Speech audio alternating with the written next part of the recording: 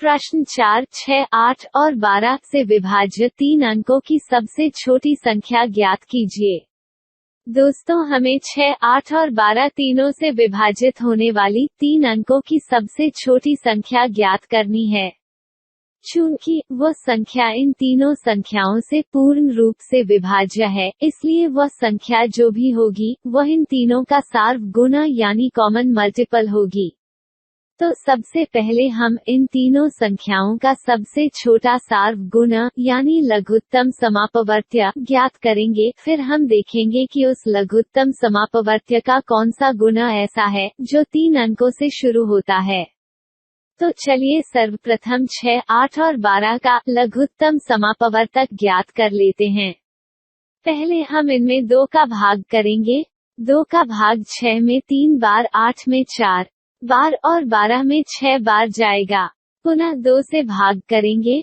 2 का भाग 3 में पूरी बार नहीं जाएगा, इसलिए हम इसे 3 ही लिखेंगे। और 4 में 2 का भाग 2 बार जाएगा और 6 में 3 बार जाएगा। फिर से हम इन संख्याओं में 2 से भाग करेंगे। 3 को हम ऐसे ही लिखेंगे। 2 में 2 का भाग 1 बार जाएगा और 3 को हम ऐसे ही लिखेंगे।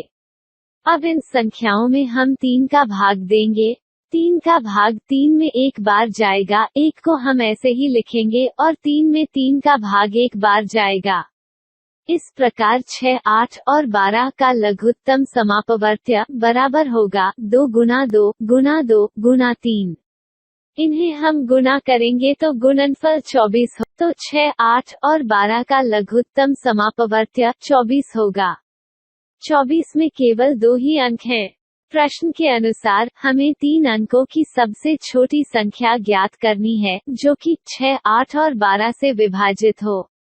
अब हम उस संख्या को ज्ञात करते हैं। 3 अंकों की सबसे छोटी संख्या 100 होती है।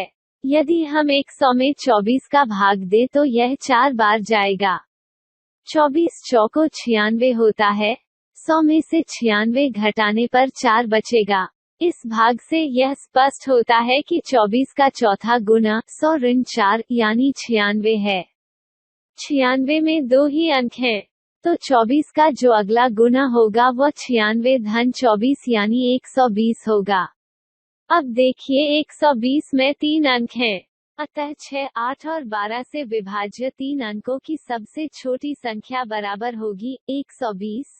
प्रश्न 5, 8, 10 और 12 से विभाज्य 3 अंकों की सबसे बड़ी संख्या ज्ञात कीजिए। दोस्तों, हमें 3 अंकों की सबसे बड़ी संख्या ज्ञात करनी है जो 8, 10 और 12 तीनों से विभाज्य हो। तो वह संख्या जो भी होगी वह इन तीनों संख्याओं का सार्व गुना यानी कॉमन मल्टीपल होगी। तो हम सबसे पहले इन तीनों का सबसे छोटा सार्व गुना यानी कॉमन मल्टीपल अर्थात लघुत्तम समापवर्त्य ज्ञात कर लेते हैं। 8, 10 और 12 में सबसे पहले हम 2 का भाग करेंगे। 2 का भाग 8 में 4 बार, 10 में 5 बार, 12 में 6 बार जाएगा। पुनः 2 से भाग देंगे। 4 में 2 का भाग 2 बार, 5 में पूरी बार नहीं जाता तो 5 को ऐसे ही लिखेंगे। 6 में 2 का भाग 3 बार जाएगा। फिर एक बार हम 2 से भाग करेंगे। 2 में 2 का भाग 1 बार जाएगा। 5 और 3 में पूरी बार नहीं जाता है तो इन्हें ऐसे ही लिख लेंगे। अब हम 3 से भाग करेंगे तो प्राप्त होगा 1, 5 और 1। अंत में हम 5 से भाग करेंगे तो आएगा 1, 1, 1। तो 8, 10 और 12 का लघुत्तम समापवर्त्य बराबर होगा 2 गुना 2 गुना 2 गुना 3 गुना 5। इन्हें गुना करेंगे तो 120 प्राप्त होगा। अब हमें 3 अंकों की सबसे बड़ी संख्या ज्ञात करनी है जो 8, 10 और 12 से पूर्णतया विभाजित हो। तो उसके लिए हम 3 अंकों की सबसे बड़ी संख्या 999 में लघुत्तम समापवर्तक 120 का भाग देंगे तो 120 का भाग इसमें 8 बार जाएगा और शेषफल 39 होगा। इसका मतलब हुआ कि 3 अंकों की सबसे बड़ी संख्या जो इनसे विभाजित है वो 999 से 39 कम है।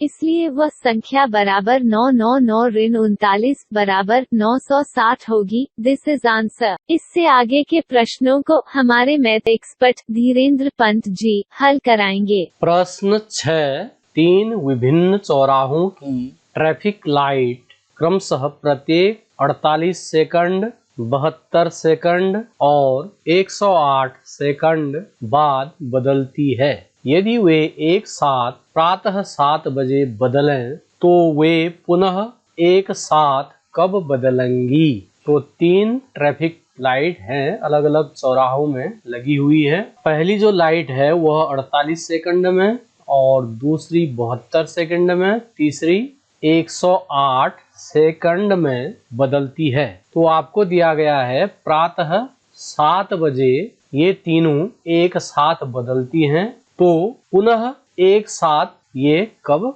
बदलेंगी? ट्रैफिक लाइट के पुनः एक साथ बदलने का जो समय होगा, इन तीनों समयों का सार्वगुणज होगा और सबसे पहले जो ट्रैफिक लाइट बदलेगी इन तीनों के सबसे छोटे सार्वगुणज अर्थात इनके लघुत्तम समापवर्तीय के समय में बदलेगी। तो हम 48, 72 और 108 का LCM ज्ञात करेंगे।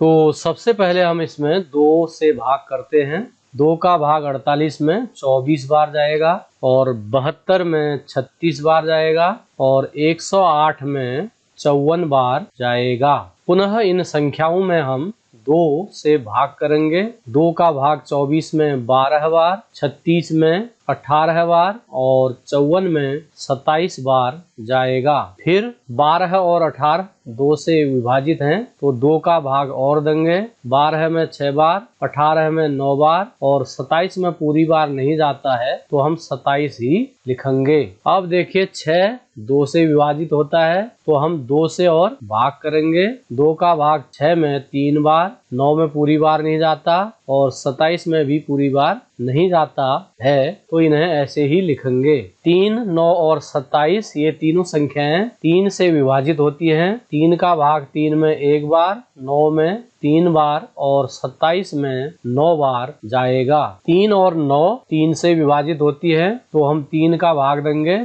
3 का भाग 3 में 1 बार और 9 में 3 बार। अब अंत में हमारे पास 3 बचा, तो हम इसे 3 से भाग करेंगे।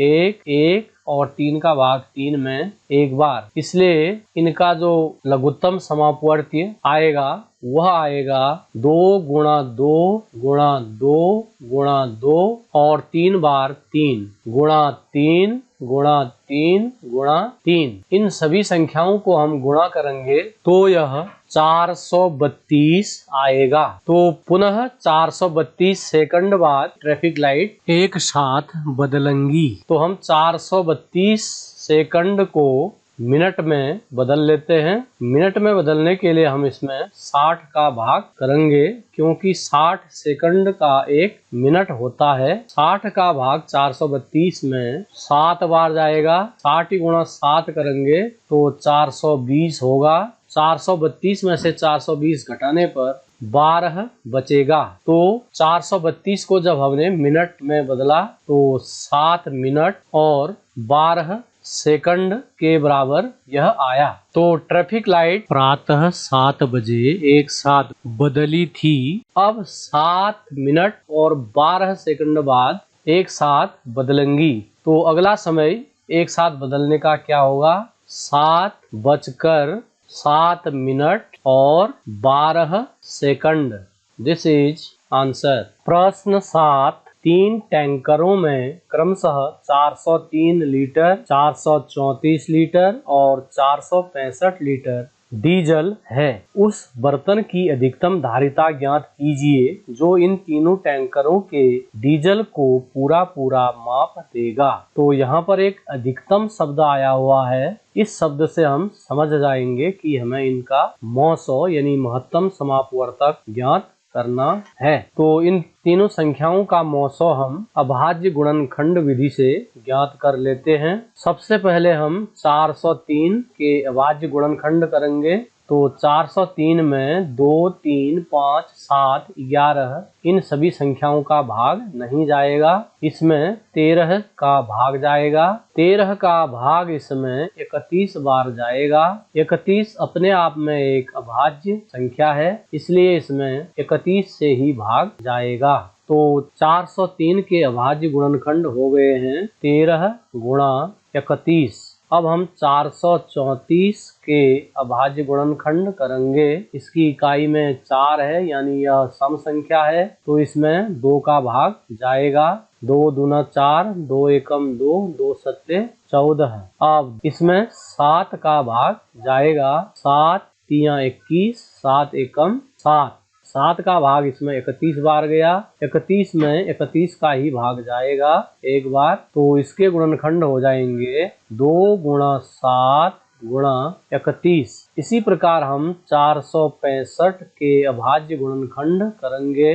465 में हम 3 का भाग देंगे, जो कि 155 बार जाएगा। अब हम इसे 5 से विभाजित करेंगे। 5 का भाग 155 में 31 बार जाएगा और 31 में 31 का ही भाग जाएगा। तो 465 के अभाज्य गुणनखंड होंगे 3 गुणा 5 गुणा 31। अब आप इन तीनों संख्याओं में देखिए 31 कॉमन है, तो इनका जो महत्तम समापवर्तक यानी मौसो HCF आएगा वह 31 होगा। अतः अधिकतम धारिता वाला बर्तन बराबर होगा 31 लीटर। यही प्रश्न का उत्तर होगा।